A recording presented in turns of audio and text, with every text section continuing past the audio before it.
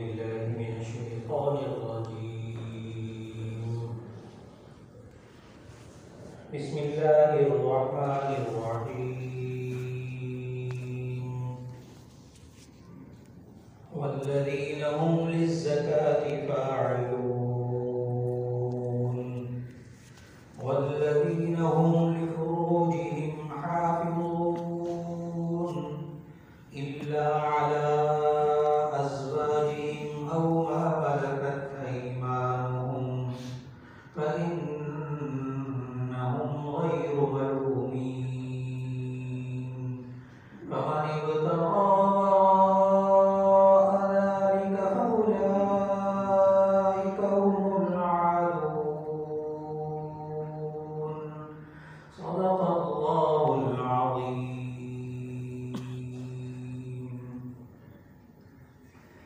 اللہ رب العزت نے 18ویں پارے کے شروع میں سورۃ المؤمنون کا آغاز ہوا. اس کے شروع میں اللہ تعالیٰ نے ایمان والوں کو کامیابی کے 7 اصول بتائے، جس میں سے 2 اصول کا تذکرہ گزشتہ درسوں میں ہوا. ایک تو یہ کہ الذین هم فی صلاتہم خاشعون، وہ لوگ اپنی نمازوں میں عاجزی کرنے والے، اللہ کا دھیان رکھنے والے ہیں. دوسری خصوصیت یہ بیان ہوئی کامیابی پانے والوں کی، والذین هم عن اللغو معرضون، وہ لوگ جو بیکار بے مقصد باتوں سے منہ پھیرنے والے، بچنے والے ہوتے ہیں. آج کے درس میں جو آیات تلاوت ہوئی ان میں اللہ رب العزت نے ایک اور خوبی بتائی ایمان والوں کی. والذین هم للزکاة فاعلون، وہ لوگ کہ جو زکوٰۃ ادا کرنے والے ہوتے ہیں، وہ دنیا اور آخرت کی فلاح پانے والوں میں سے شمار ہوتے ہیں.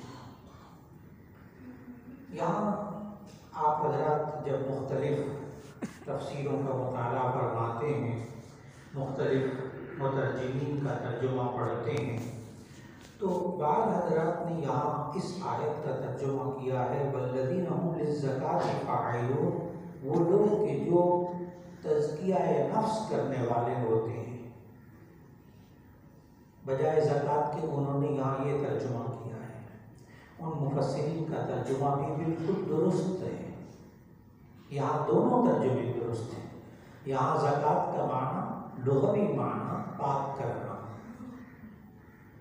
زکوٰۃ کو زکوٰۃ اسی لیے کہتے ہیں کہ جب انسان اپنے مال میں سے زکوٰۃ ادا کرتا ہے تو اس کا مال پاک ہو جاتا ہے، اور وہ جو مال نکالتا ہے وہ مال کا میل کچیل ہوتا ہے. چنانچہ اسی وجہ سے صحیح مسلم میں روایت موجود ہے کہ نبی صلی اللہ علیہ وسلم نے ارشاد فرمایا کہ لا تحل الصدقۃ لمحمد ولا لآل محمد صلی اللہ علیہ وسلم، کہ صدقہ اور زکوٰۃ وغیرہ یہ حلال نہیں ہے محمد صلی اللہ علیہ وسلم کے لیے اور ان کی آل کے لیے. اس لیے سید کو زکوٰۃ نہیں دی جا سکتی، کیونکہ وجہ کیا ہے؟ زکوٰۃ کیوں نہیں دے سکتے؟ اس کی وجہ خود نبی صلی اللہ علیہ وسلم نے فرمایا کہ یہ جو زکوٰۃ کا مال ہوتا ہے، جو زکوٰۃ نکالی جاتی ہے، وہ جو پیسے ہوتے ہیں، انما ہی من اوساخ اموال الناس، یہ لوگوں کے مال کا میل کچیل ہوتا ہے. اس لیے یہ نبی صلی اللہ علیہ وسلم کے لیے اور ان کی آل کے لیے حلال نہیں ہے. اس لیے سید کے ساتھ تعاون کرنا چاہیں تو عطیات کے ساتھ، ہدیہ تحفہ کہہ کر آپ اس کی مدد کر سکتے ہیں، زکوٰۃ اور صدقات سے نہیں کر سکتے. اور پھر یہاں یہ ترجمہ کرنے کی کیوں ضرورت پیش آئی ہے؟ دونوں ترجمے، ایک تو یہ کہ وہ زکوٰۃ ادا کرنے والے، اور ایک ترجمہ یہ کہ وہ تزکیہ نفس کرنے والے ہیں. اس کی ضرورت اس لیے پیش آئی، اور میں نے عرض کر دیا دونوں ترجمے بالکل ٹھیک. اس کی وجہ یہ ہے کہ آپ حضرات کو معلوم ہے، جو حضرات سیرت طیبہ کا مطالعہ فرماتے ہیں انہیں معلوم ہے کہ زکوٰۃ یہ ہجرت کے بعد نازل ہوئی. زکوٰۃ ادا کرنے یہ ہجرت کے بعد آیا ہے. اور یہ جو قرآن مجید میں سورۃ المؤمنون ہے یہ مکی سورت ہے. مکی سورت کہتے ہیں جو ہجرت سے پہلے نازل ہوئی. یہ ہے وہ بنیادی وجہ کہ یہ تو مکی صورت ہے، اور مکی صورت اس کو کہتے ہیں جو ہجرت سے پہلے نازل ہوئی ہوتی ہے. لہذا اس میں زکوٰۃ کا تذکرہ کہاں؟ اس لیے ان مفسرین مترجمین نے یہاں ترجمہ کیا وہ لوگ کہ جو تزکیہ نفس کرنے والے ہوتے ہیں. لیکن تفسیر ابن کثیر کا جب آپ مطالعہ فرمائیں تو تفسیر ابن کثیر میں احادیث کی روشنی میں انہوں نے یہ بات بتائی کہ پورے قرآن مجید کے اندر 2 مکی صورتیں ایسی ہیں جن میں زکوٰۃ کا ذکر ہے. پورے قرآن مجید میں 2 مکی صورتیں ایسی ہیں جن میں زکوٰۃ کا ذکر ہے. ایک سورۃ المؤمنون اور دوسرا ہے سورہ مزمل. سورہ مزمل میں آیت یوں ہے وَيُقِيمُ الصَّلَاةَ وَيُؤْتُ الزَّكَاةَ، اور وہ نماز قائم کرتے ہیں اور زکوٰۃ ادا کرتے ہیں.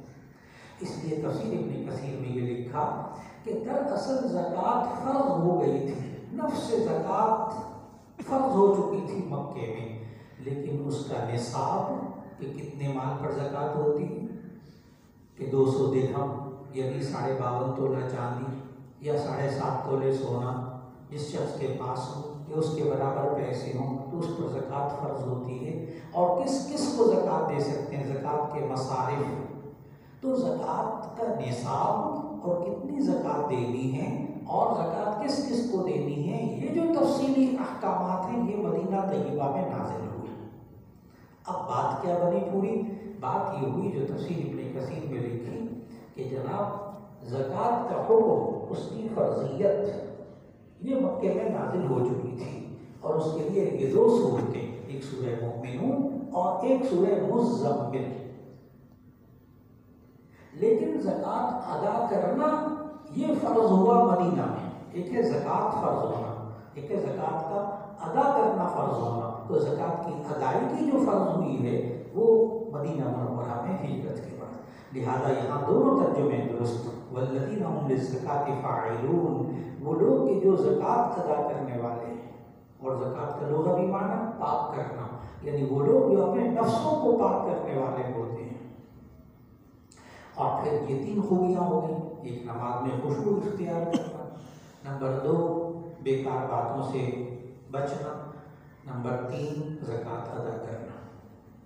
اب چوتھی خوبی اللہ تعالیٰ نے آیت نمبر 5 میں بتائی وَالَّذِينَ هُمْ لِفُرُوجِهِمْ حَافِظُونَ، وہ لوگ کہ جو اپنی شرمگاہوں کی حفاظت کرنے والے ہوتے ہیں، اپنی شہوت کی قوتوں کی حفاظت کرنے والے ہوتے ہیں. انسان کے اندر سیکس کی طاقت یہ اللہ نے رکھی ہے. اللہ نے یہاں اس کو برا نہیں کہا اس کی حفاظت کرنا. قوت شہویہ کو، شہوت کی طاقتوں کو کچلنے کو نہیں کہا، ختم کرنے کو نہیں کہا. یہ جو اللہ نے رکھی ہے انسان کے اندر، اللہ نے کیا سمجھایا؟ اس کی حفاظت کرنا. یہ اللہ نے انسان کے اندر جتنی قوتیں رکھی سب اچھی، لیکن ان کو جس طریقے پہ استعمال کرنے کو کہا ان طریقوں میں استعمال کرنا جائز، اور جن سے روکا ان میں استعمال کرنا ناجائز. لہذا آگے اللہ تعالیٰ نے آیت نمبر 6 میں اور آیت نمبر 7 میں ہدایات دی. إِلَّا عَلَىٰ أَزْوَاجِهِمْ أَوْ مَا مَلَكَتْ أَيْمَانُهُمْ فَإِنَّهُمْ غَيْرُ مَلُومِينَ، مگر وہ لوگ جو اپنی اس قوت کو استعمال کرتے ہیں بیویوں میں، أَوْ مَا مَلَكَتْ أَيْمَانُهُمْ، یا اپنی باندیوں میں، فَإِنَّهُمْ غَيْرُ مَلُومِينَ، تو ان کو ملامت نہیں کی جائے گی، وہ بالکل درست. لیکن فَمَنِ ابْتَغَىٰ وَرَاءَ ذَٰلِكَ فَأُولَٰئِكَ هُمُ الْعَادُونَ، جو اپنی اس شہوت کو پورا کرے گا وراء ذَٰلِكَ، اس کے علاوہ کہیں اور، فَأُولَٰئِكَ هُمُ الْعَادُونَ، تو یہی لوگ حد سے آگے بڑھنے والے ہیں. تو معلوم ہوا کہ اللہ تعالیٰ نے اس بات کی اجازت دی کہ یہ انسان شادی کرے، نکاح کرے اور اپنی اس قوت کو استعمال کرے، بالکل جائز. او ما ملکت ایمانہم، یا جن کے دونوں دائیں ہاتھ ان کے مراد یہاں باندیاں. یہاں مختصر سے وقت میں عرض کروں گا کہ بہت سے لوگ یہ سوال کرتے ہیں کہ اسلام میں باندیوں کا کیا تصور ہے. بہت سوال کرتے ہیں. جب قرآن مجید کی آیات میں کہیں ذکر آتا ہے بس وہ سوال یہ کرتے ہیں باندیوں کا کیا تصور ہے. اس کا جواب دیتے ہوئے سب سے پہلا جملہ یہ بولنا چاہیے کہ جناب اسلام نے باندیوں کا آغاز نہیں کیا. باندیوں کے سلسلے کا اسلام نے آغاز ہرگز نہیں کیا. یہ اسلام سے پہلے سے موجود تھا. اور یہ کیسے شروع ہوتا تھا؟ کون عورتیں باندیاں بنتی تھیں کہ دو قبیلے یا دو ملک آپس میں جنگ کرتے تھے اور اس جنگ کے اندر جو مرد قیدی ہوتے تھے وہ غلام بن جاتے تھے، جو عورتیں قیدی بنتی تھیں وہ باندیاں بن جاتی تھیں. ان کی خرید و فروخت ہوتی تھی، ان انسانوں کی خرید و فروخت ہوتی تھی اسلام سے پہلے. باقی آسمانی مذاہب میں بھی کچھ چیزیں اسلام کے اندر ایسی ہیں کہ جو گزشتہ آسمانی کتابوں میں تھیں ان لوگوں میں اللہ نے اجازت دی ہوئی تھی اور وہ احکام اسلام میں باقی رکھے گئے. ان میں سے ایک یہ بھی ہے کہ آپس میں جنگ ہوتی اور جنگ ہونے کے بعد جو مرد ہوتے وہ غلام بن جاتے قیدی، اور جو قیدی عورتیں ہوتی تھیں وہ باندیاں بن جاتی تھیں. ان سے نکاح کی بھی ضرورت نہیں ہوتی تھی. انسان اس کے پورے جسم کا مالک ہوتا تھا. بہت اچھی طرح یاد رکھنا چاہیے نکاح کے بعد انسان بیوی کے پورے جسم کا مالک نہیں ہوتا، ہرگز مالک نہیں ہوتا. یہ تصور بالکل غلط ہے جی میری بیوی یا چاہے ماروں اس کو، چاہے پیٹوں، چاہے اس کے ہاتھ توڑوں، چاہے اس کو زخمی کروں، سوال پیدا نہیں ہوتا، جائز ہی نہیں. باندیوں کے جسم کا انسان مالک ہوتا تھا اور بغیر نکاح کے ازدواجی تعلق جائز ہوتا تھا. یہ اسلام سے پہلے سے تھا. اسلام نے اس سلسلے کو کیسے دنیا سے ناپید کر دیا. قرآن مجید کا مطالعہ کیجیے، اللہ تعالیٰ نے مختلف کفارے رکھے. دیکھیے باندیوں کے غلاموں کے سلسلے کو کیسے دنیا کے صفحہ ہستی سے مٹا دیا اسلام نے. کیسے؟ آپ نے جھوٹی قسم کھا لی، 7واں پارہ، جھوٹی قسم کھا لی، یہ غلام آزاد کر دیں. ایک قسم توڑ دی آپ نے، جھوٹی قسم کھا لی تو اس میں تو کفارہ نہیں ہوتا، لیکن قسم کھا کے توڑ دی تو آپ کے غلام آزاد کر دیں. ومن قتل مؤمنا خطأ فتحرير رقبة مؤمنة، غلطی سے قتل ہو گیا یہ غلام آزاد کر دیں. 28واں پارہ کفارہ ظہار، اپنی بیوی کو ماں کی طرح حرام قرار دے دیا، چلو ایک غلام آزاد کر. اور پھر یوں کہا کہ زکوٰۃ کا پیسہ، سورہ توبہ کی آیت نمبر 60 جس میں اللہ تعالیٰ نے 8 مصرف زکوٰۃ کے بتائے ہیں، اس میں زکوٰۃ کا ایک مصرف یہ بھی ہے وفر رقابی، غلاموں کو آزاد کرنے کے لیے زکوٰۃ کا پیسہ دینا. وہ زکوٰۃ کا پیسہ دیتے تھے مالک کو، اچھا یہ 2000 درہم کا غلام ہے، لو یہ پیسے لو اس کو آزاد کرنا. زکوٰۃ کا پیسہ استعمال کیا گیا غلاموں کو آزاد کرنے میں، باندیوں کو آزاد کرنے میں. یہ وہ طریقے تھے جس میں نبی صلی اللہ علیہ وسلم کے ذریعے اللہ تعالیٰ نے دنیا سے غلاموں کا سلسلہ ہی ختم کروا دیا.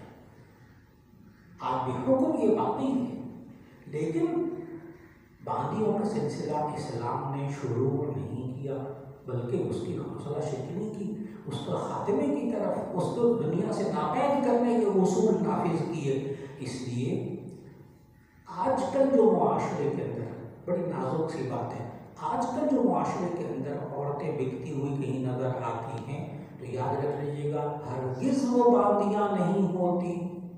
صرف ایک صورت ہے باندی بننے کی جو میں نے عرض کی کہ جنگ ہوتی تھی اور اس میں آپس میں ایک دوسرے کے مرد غلام اور عورتیں باندیاں بنتی تھی. اس کے علاوہ کوئی صورت نہیں ہوتی تھی غلام باندیاں بنانے کی. یہ جو آج کل بردہ فروش ہے، کوئی عورتیں اپنے آپ کو بیچ دیتی ہیں، مرد اپنے بیویوں کو، یا اس طرح ہوتے وہ بکتی رہتی ہیں عورتیں، یہ ہرگز باندیاں نہیں ہوتی. ان سے ازدواجی تعلق بغیر نکاح کے جائز نہیں ہوتا. تو خلاصہ یہ ہوا کہ آج کے درس میں اللہ تعالیٰ نے ایک اور خوبی بتائی کہ انسان اپنی شہوت کی قوت کی حفاظت کرے. یہ کامیاب معاشرہ ہوتا ہے. اور معلوم ہوا جس معاشرے کے اندر انسان فحاشی میں مبتلا ہو جائے وہ انسان وہ معاشرہ کبھی فلاحی معاشرہ نہیں بنتا۔ اللہ تعالیٰ ہم سب کو ایسے تمام کاموں سے بچنے کی توفیق عطا فرمائے کہ جس سے ایک معاشرہ ناکام ہو جاتا ہے۔ الحمدللہ رب العالمین۔